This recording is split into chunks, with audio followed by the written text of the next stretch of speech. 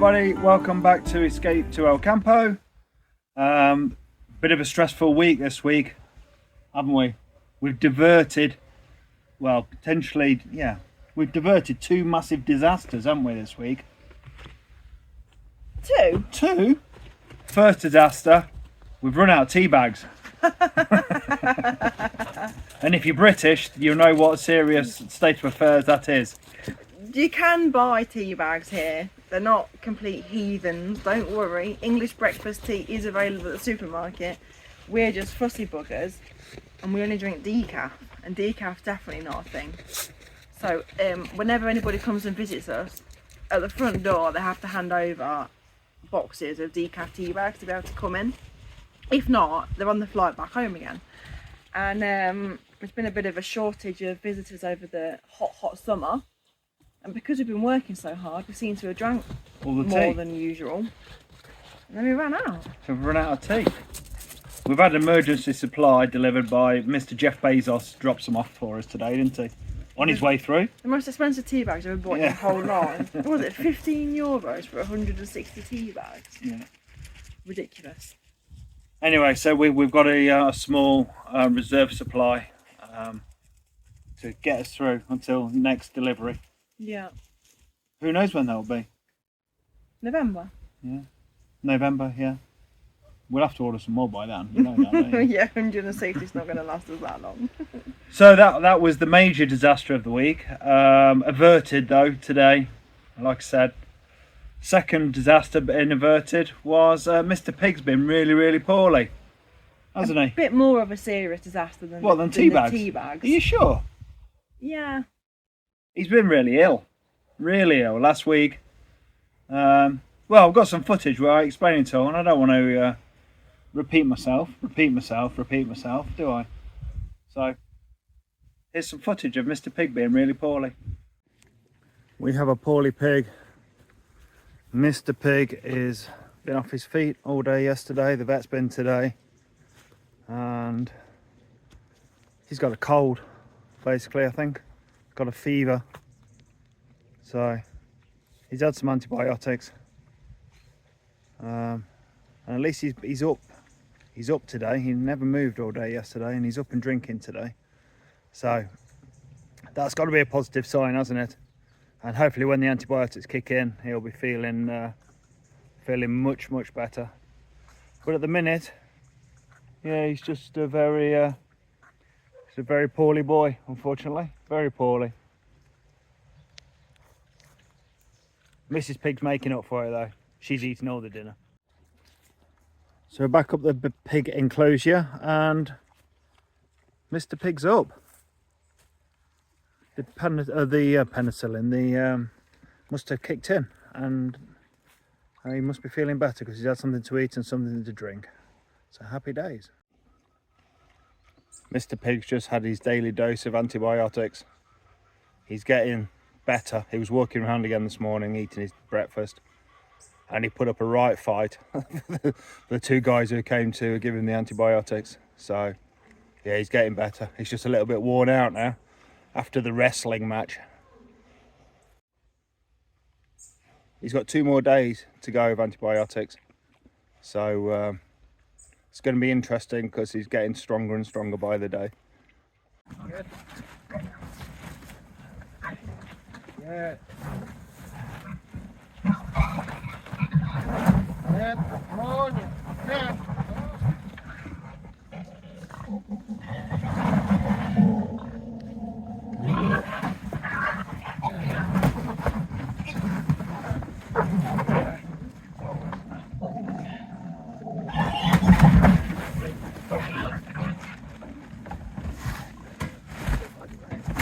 Oh, yeah.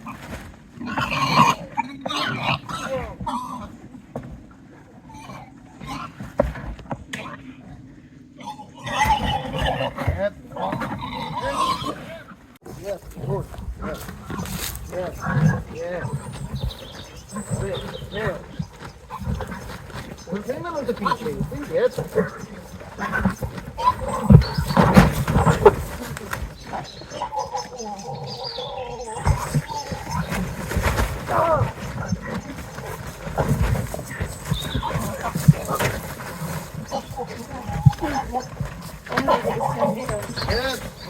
Yes, piggy. Yes. What's happening, Jack? Yes.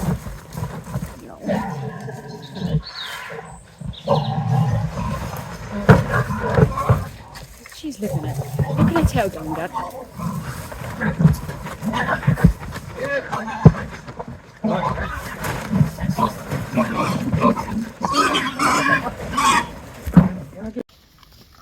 So today is day 3, and as you can see, he's up and he's eating. Bless him. He's got food on his head because he wouldn't get out the way when I put his food in his bucket. So he's fine. He was a bit slow to get up to greet me with his food, so he's still not quite right. We're just waiting now for help to give him his next injection. Okay, so Mr. Pig hopefully had his last jabs of antibiotics last night. He's up and about and stealing food off of Mrs. Pig, so he must be feeling better.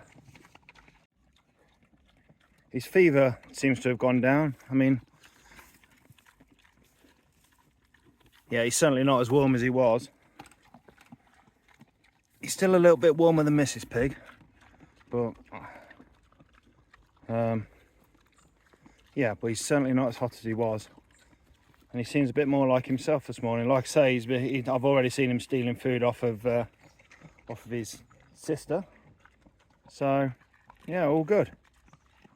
Hopefully that's sorted it, and we're back in the pig game.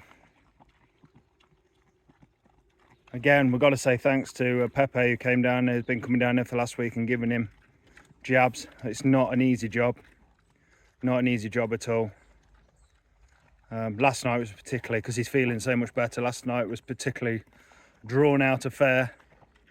So the tactic is that you get one of those big trugs, the bigger bucket there, we corner him inside the little pig house, put the bucket over his head to stop him biting you, because pigs can be a bit bitey, and then sit on him basically and try and hold him down. But as I've said before, he weighs over 150 kilograms, and his centre of gravity is so low that he just pushes you over. He's so easy for him. So initially it's very difficult, but he does tire quite quickly. So after 10 minutes of chasing around, he sort of resigns himself to the fact that he's got to have the injection. So it went in last night, the last one, hopefully. Yeah, like I say, really happy to see him up and about again. Happy days. And just as a side note, something I've only just realised, as you know, we feed them corn. You can see the corn in there, out of our field, or the maize out of our field. I thought they just ate the whole thing. They don't.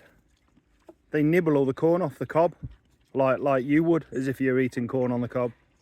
Yeah, just nibbles it all off, both of them. Interesting fact. So he had his last injection last night, and I think that I've just about stopped with the black dusty bogies, which is nice. Nice. Why have you got black dusty bogies? You can't just come out with a statement like that and then not expand on it. Is it suspense? Is it to keep the viewers in suspense? Emma's got black dusty bogies. Well, I'd assumed that when you said that you talked about them giving the injections that you would have mentioned the dust. No? Oh. Or your bogies. I didn't talk about your bogies either. Whatever would you not talk about my bogies? Still coughing though. Yeah. How would you like me to just want to skip over that and move on? Okay. You want me to... Emma wants me to cut out talk of her bogies. It was very, very dusty. Incredibly dusty. The ground's very dry, and it was just like thick dust. And both Pepe and I have discussed the fact that we have black bogies. I'm glad that you can talk about these things with our neighbours. such personal matters. Well, Well, it was just kind of so fascinating about all of the dust that we perhaps didn't really want to be breathing in. So what else we've been up to this week then? Yeah, we harvested the apples, the few that we had, and we had some apples off our neighbour as well. So I mushed all them up, crushed them all up, and made them into cider. I think I explained this in the video. Anyway, I made some cider, made some wine. Here's a video.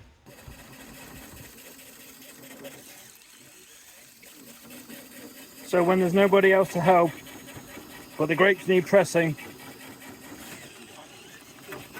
you have to innovate.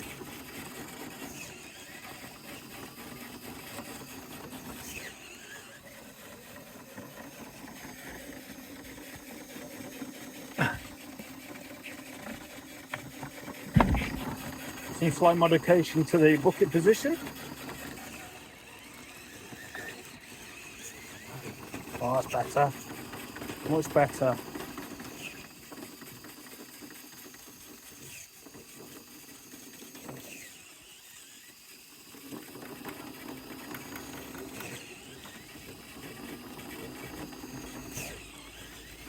Job's a good one. Hi everybody. We're late night pressing apples and making cider. We haven't got a lot this year.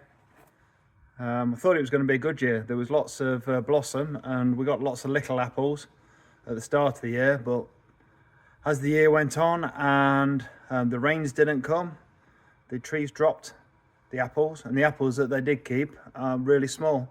So this year we only have, what we got, 8.5 litres of cider and a wasp.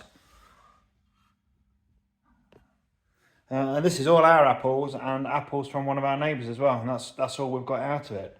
So we mentioned this to one of our other neighbours. Yeah, we mentioned it to one of our other neighbours, and they said, well, cider and white wine is quite a nice drink, and we've got a crate of white grapes that you can have, and why don't you mix that into your apple juice and make a mixture of apples and grape to make a, I don't know whether it's going to be a winey cider or a cidery wine, but we're going to give it a go. So I've got the apple press set up outside. I'm going to start scooping the grapes into it, which I've already mashed up. You've seen us mashing some grapes up last week. Well, I've mashed them up in a similar sort of way, and now I'm going to drain them and get all the skins and the pips and the stalks off of them. And then I'm going to add it to the cider, and then I'm going to stick some yeast in it and give it a stir, and we're going to see what happens. So here's the grapes. You can't tell because it's dark, but they're all white. They're all white grapes in there. So what will happen is they'll go in this this cider press / apple press. We have this mesh bag that goes inside it, and that sort of retains all the skin and the pips and the stalks, and then the juice comes out the bottom there, and then I'll collect it into this bucket here, and then I'll mix it in with the apple juice to make our cider / wine, cidery wine, winey cider. Who knows? So why am I doing this at night in the dark? Well, I've been working all day. As you know, I'm a digital nomad. That's what I'm doing here in Spain. That's what my visa allows me to do. I work for a construction company in the UK. So I've been working all day, and we've also been to look at some kennels today for the dogs, because we're planning on a little trip coming up in the next few months. And unfortunately the dogs can't come with us. So they're going into the kennels, and it was a really nice place. Really nice. We've looked at a few. Some were a bit ropey. Well, this place we found looks absolutely spot on. So and we actually took the dogs there today as well, and they had a good look round and they seemed to like it. I'm not sure how you tell if a dog likes it. They were wagging their tails, let's put it like that. So yeah, a good day. But that's why I'm doing this at night and it's all dark. Okay, so I've got all the grapes in. Empty the bucket into here. We've already got, see if I can Still got a fair bit in there. Is there any markings on the inside of this?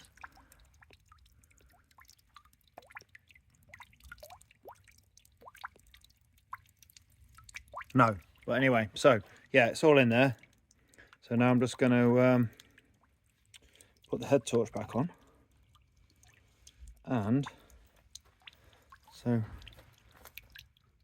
squeeze the rest of the juice out. So if I turn in this screw thing at the top and press the juice.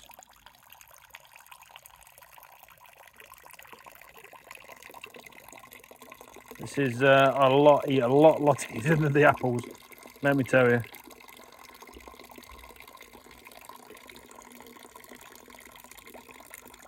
Anybody want to go toilet now? Well, you're relieved. Well, you're not relieved. I hope you're not relieved. You can go. Yep, so I'm going to squash this all down, get all the juice out. Yeah, job's a good one. Okay, so the wine's pressed. I mixed it in with the apple press, and we have 20 litres. So spot on. Excellent. So I've just been and found my yeast, and I forgot I need to rehydrate it. So I'm just going to nip upstairs and rehydrate the yeast for 20 minutes. Then we'll pop it in there, get the lid on it, put the airlock on, and stand back and see what happens over the next few weeks. So this is the yeast I'm using. It's a wine yeast. I believe there's different strains. Well, I guess that's what that EC 1118 means. But anyway, I used this in the cider last year, and it worked out really well. The cider did get much better as time went on, and it's pretty good now. Initially it wasn't so good, but now it is. So I think for this 20 litres, I just need this one pack of this. Yep, so I need to go and rehydrate it for 20 minutes in 50 ml of water at 35 degrees C. Right, I'll go and do that. Okay, we're on to our second batch. This is the mix of grapes who were given by the neighbours. You saw us mush them up last week. It's been in our bodega for the last week. And I say bodega in the loosest sense of the word. It's actually under the stairs. It's been great going upstairs because you could actually smell it every time you went up and down the stairs. You could smell it fermenting. So it's been there for a week, bubbling away. Giving it a stir once a day, because it sort of develops like a crust on the top, which you sort of turn back into it. So with this wine, there'll be no yeast going into it. It's all natural. There's one ingredient, and it's grapes, and that's it. So this is natural wine. Yep. So same process. I'm going to stick it in there, press it down, get all the juice out of it, and this will go straight into this fermenting bin, and then go back under the stairs / mini bodega. So we've got this left over. This is the grapes, and obviously we're going to have some more leftovers in a minute. So there's this red stuff, which I'm going to add water to, because I always think it's a massive waste, this. I mean, there's a lot of stuff there, and this is the apples, or some of the apples, which some will go to the pigs. Can't give them too much because it gives them a jippy belly, but Emma's very good at coming up with thrifty ways of doing stuff. So what she's done, she's taken half of this apple waste, well, it's the crushed apple from the cider, obviously, and she's going to make it into an apple jam. With this, what I'm going to try to do with this is when we get the waste from the red grapes into there, I'm going to fill this bucket up with water, and I'm going to sit it for another 7 days and let it go to a second fermentation, and then bottle it up. And apparently that should give you like a refreshing wine of about 3 or 4% alcohol. So we'll give that a go, see if it works. I've got nothing to lose. This will go in the bin otherwise. So what the other thing you can do with this, you can make it into to grappa or aqua vida, the water of life. which is a distilling process where they distill the grapes and get a liquor out of it. And then they flavour it. The main flavours I've tried are the coffee one and the yerba, which is a herb mix, which is my favourite. It's a bright yellow colour, but it's lovely. And yeah, so let's crack on.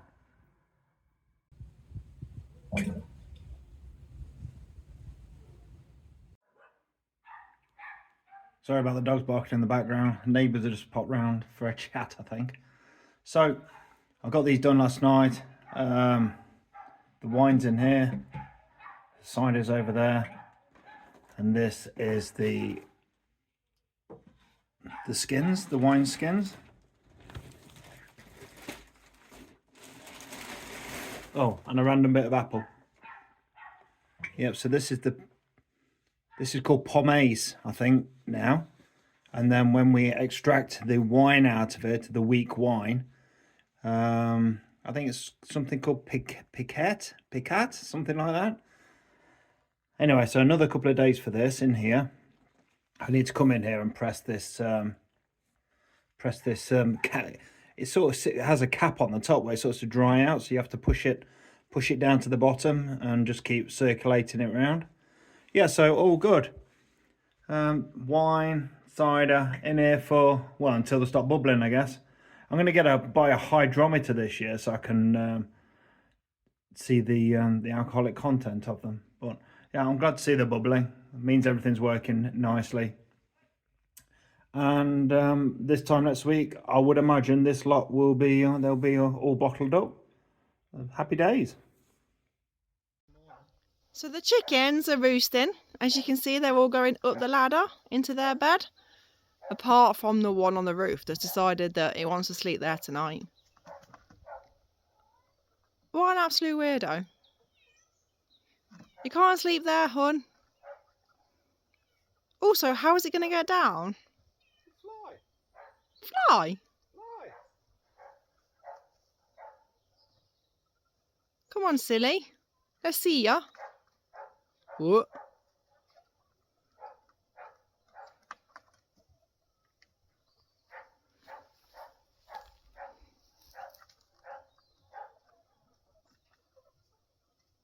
Don't you get your feet caught in the netting on your way down? I think it's contemplating its life choices.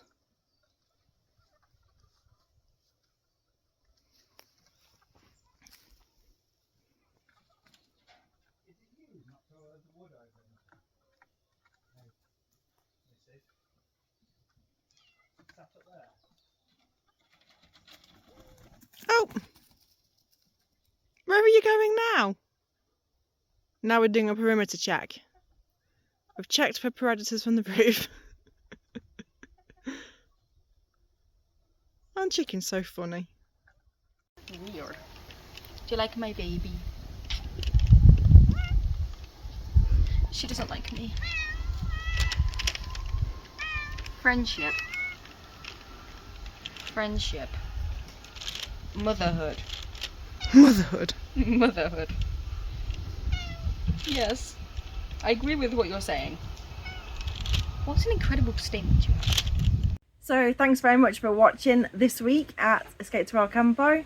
If you're not already subscribing, then please hit the subscribe button and also hit the like button. And why not leave us a comment while you're there? It's always nice to hear back from people that are following our journey along. So we'll see you next week. Thanks for watching. Ciao. Bye. Ernest, what are you doing? The chicken on the roof.